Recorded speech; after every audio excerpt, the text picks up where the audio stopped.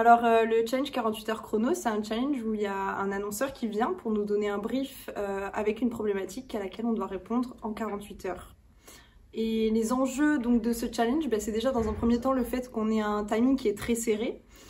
Ensuite, il y a un annonceur donc, qui attend de nous qu'on se comporte vraiment en tant que professionnel. Et le dernier enjeu, donc, c'est lié au contexte actuel, c'est le fait qu'on ait passé le challenge en semi-distanciel, c'est-à-dire que le premier jour, c'était en distanciel, en visioconférence. Et le second jour, c'était en présentiel sur le campus à Bordeaux.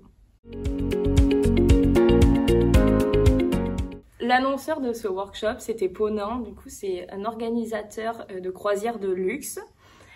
Ponant, il a fait appel à 400 étudiants de l'ISEG sur les 7 campus pour travailler sur sa stratégie digitale. Alors 48 heures, c'est court. Du coup, notre travail s'est scindé en 2 parties. Donc les premières 24 heures, on a essayé de s'approprier et comprendre l'image de marque de Ponant, ainsi que sa communication actuelle. Dans un deuxième temps, on a essayé de comprendre et connaître mieux leurs cibles, que consomment-elles, quand, comment, pourquoi, et également ses centres d'intérêt. De tout ceci a découlé notre réflexion autour du fil conducteur, du fil rouge, qui devait être impactant et sur mesure pour Ponant, car en effet, le fil rouge, c'est vraiment l'élément essentiel et la clé de réussite pour une bonne recommandation. Pour les secondes 24 heures, on a d'abord brainstormé autour de comment appliquer notre fil rouge, comment gérer autant le budget que le temps de la campagne, mais aussi la contrainte Covid, et enfin comment vraiment avoir des idées innovantes, autant sur les canaux de communication que sur les actions, puisque innovant, c'était vraiment le leitmotiv de ce challenge.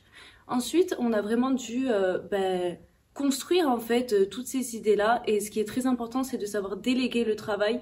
En effet, dans notre groupe, on a beaucoup de chance car on est très complémentaires, et la clé, c'est aussi la communication, toujours communiquer autour du travail qu'on fait à ce moment-là pour que le tout reste homogène et en accord avec le fil rouge.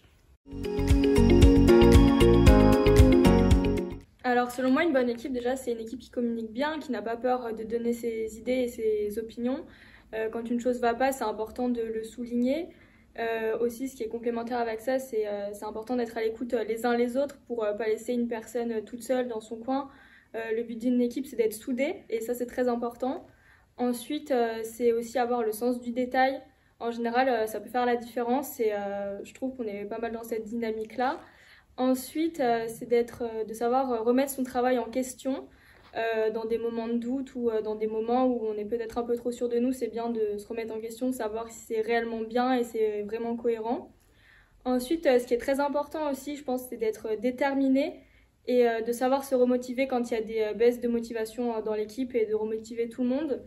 Et enfin, comme l'a dit Emma tout à l'heure, on est une équipe très complémentaire, on a toutes des capacités assez différentes et ça permet d'avoir une belle mixité.